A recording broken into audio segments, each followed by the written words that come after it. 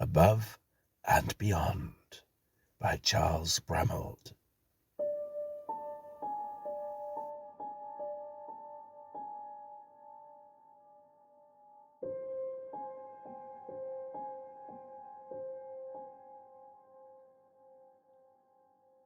You don't normally think of ghosts in connection with modern, high-rise blocks of flats, do you? Mention ghosts, and virtually automatically you call to mind castles, Tudor manor houses and the like, ancient buildings where someone who was murdered years ago comes back to haunt the place. Not tall, modern structures made in concrete, steel, and glass. Yet Fullingford Court had its ghost, even before its first human occupants took up their tenancies. Well, it did according to Mrs. Stellentini, anyway.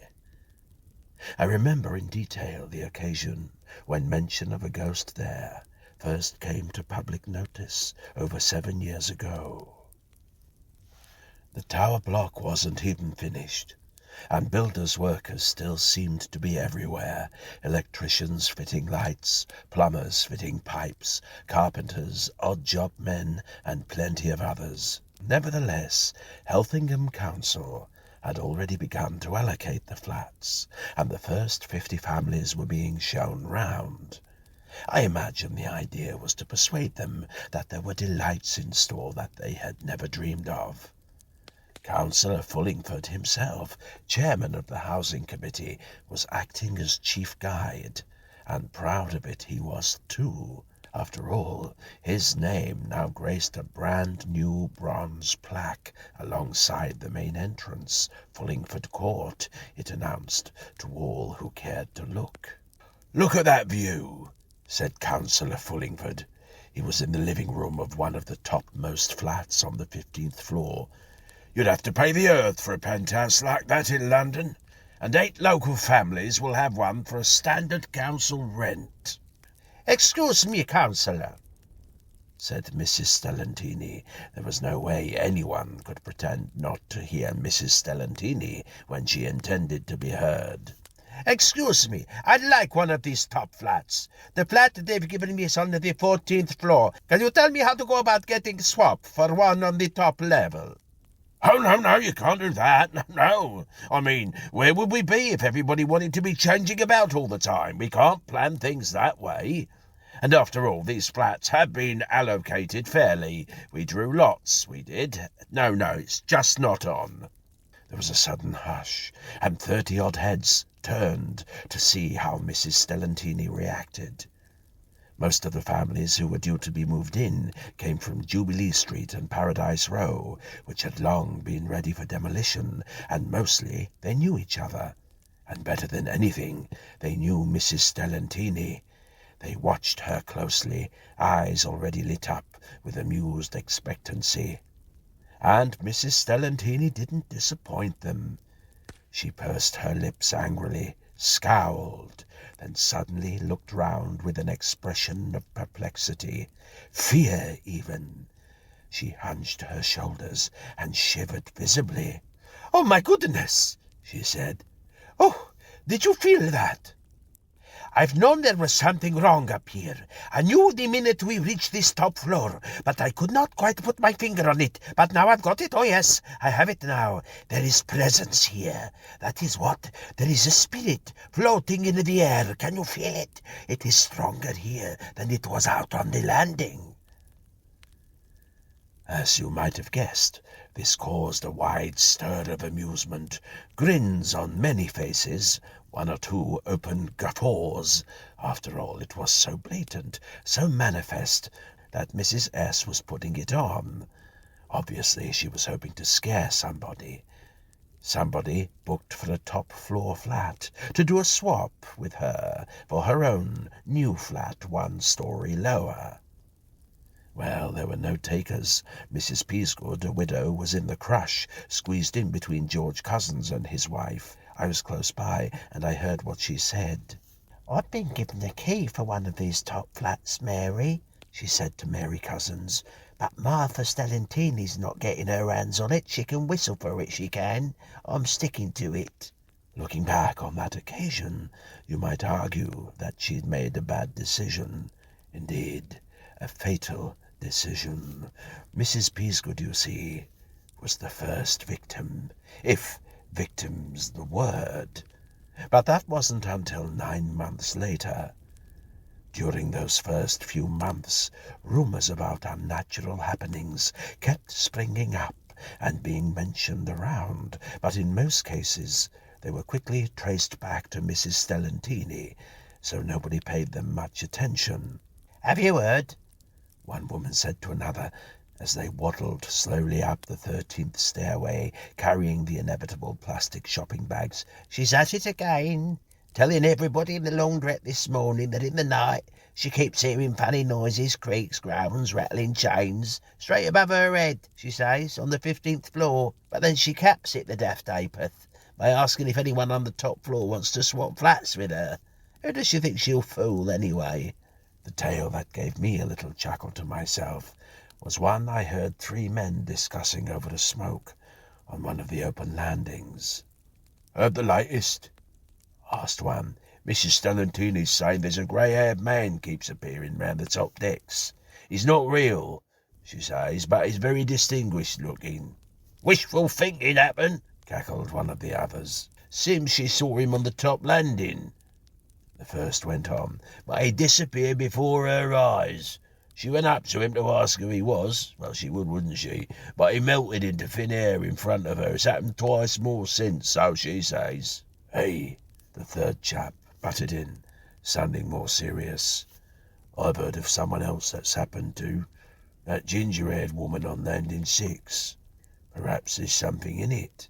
"Go on, Ted. Start talking like that, you'll soon be as daft as they are." As I say, nobody heeded these tales, not, that is, until Mrs. Peasgood's sudden death. 9 months after Alice Peasgood declared she was sticking to her top flat, the merry widow proved conclusively she wasn't. She came crashing down from the 15th floor, over the landing rails, and down onto the concrete flags below. Death was instantaneous, of course. Nobody could say for certain how it happened, although plenty were ready to air their guesses. The landing rail was reasonably high. Certainly it was possible to get over it, but to do that needed effort. It would be difficult, if not impossible, to fall over accidentally. And yet, in due course, the verdict at the inquest was accidental death. In the few days between the death and the funeral, rumour really got going. "She told me she was a bit bothered," related one of Mrs. Peasgood's cronies. "She'd been hearing things in the night. Not chains and things like Mrs. Stellantini, just gentle sighs and moans, that's how she put it, but they bothered her." "Yeah, I was there, wasn't I, Lil?" said another. "And she'd tidied her shelves and gone down to do her shopping. When she came back, some things on the shelves had been moved and a couple of china pieces was on the floor. Well, she left the door locked, and it was still locked when she got back." If the tales from Mrs. Stellantini hadn't caused much of a ripple, these from Mrs. Peasgood stirred up quite a swell. After all, Mrs. Peasgood was dead. Very, very dead. Within a week, every one of the 120 family units in Follingford Court had heard of them, and 7 different individuals claimed they'd seen the grey-haired man, the stranger who either disappeared before their eyes or turned a corner but was nowhere to be seen when they rounded the same corner seconds later. Once Mrs. Peasgood was lowered into the ground, the waves of gossip began to subside again, which is what you might expect. But they didn't disappear entirely. From then on, until Follingford Court became completely untenanted, there was a wariness, an expression in the eye, to be noticed by anyone observant of the occupants of that tower block. I found that even I couldn't help noticing this whenever I saw them going up and down within the massive complex of flats. The resident who changed most, but who, uncharacteristically, had nothing to say, was Mrs. Stellantini. After Mrs. Peasgood's funeral, she was never again heard to refer to clanking chains, nor to the grey-haired man, not even to swapping flats. But she didn't talk about much else either. From being renowned as the biggest gossip in Healthingham, she became withdrawn and rarely spoke. Almost overnight, she changed from being a lively, middle-aged lady with slightly greying hair and a sense of humour to a morose old woman whose hair quickly turned snow white. The next really major incident at Fullingford Court was 2.5 years after Mrs. Peasgood's fatal fall. In between, there were occasional flurries of suppressed excitement when people claimed to have seen the ghost again, the grey-haired man with the ability to disappear at will. But although the claims were now taken seriously, there was no enthusiasm for any sort of open discussion of them. It was the same with further instances of articles moving about of their own accord on shelves and ledges, and reports of noises in the night. Tales about such happenings were regularly being passed around, but the passing was never done openly. Incidents were whispered about, and that's all. It seemed to me that people hoped perhaps that a show of no interest might keep any manifestations to a minimum. Nevertheless, there was no lack of spreading rumour, spoken of in undertones and passed on in half-completed hints. The result was an even stronger atmosphere of something frightening below the surface. The tempest came with the dreadful episode of the Briggs family. Again, nobody was sure how it happened. Afterwards, with the clarity of hindsight, everyone could explain that it was wrong from the start to put a woman whose husband had left her, and with 2 twin boys to look after, into a top-floor flat. In fairness, it should be remembered that when Mrs. Briggs was given the tenancy, everybody thought she was lucky, and plenty were jealous, and would gladly have changed places into her penthouse with its magnificent views. This time it began as a double tragedy. The 2 boys, Barry and Brian, 4 years old, with Barry the older by 50 minutes, were found lying on the concrete flagstones a few paces from where Mrs. Peasgood had died 2 years earlier. As far as anyone could tell, they must have been playing around and climbing on the railing. It was suggested that perhaps one had slipped and grabbed his brother, and that they had both crashed down together. But that was guessing again, and guessing wasn't going to change anything. "Pity it had to be Mrs. Stellantini who found them," said one old dear on the stairways. "State she's in, it could send her round the bend completely." It was an easy forecast to make. It took only a fortnight for it to be proved correct. The shock of it all was so massive that tongues started operating openly again. Opinion was voiced that the building, and particularly its 15th floor, were accursed. Tongues wagged in other directions too. "You ought to have known better," said Mrs. Gardiner to 4 other ladies on the 14th landing. "Fancy letting 4-year-olds play out at that height, and only a railing to stop them falling, asking for trouble."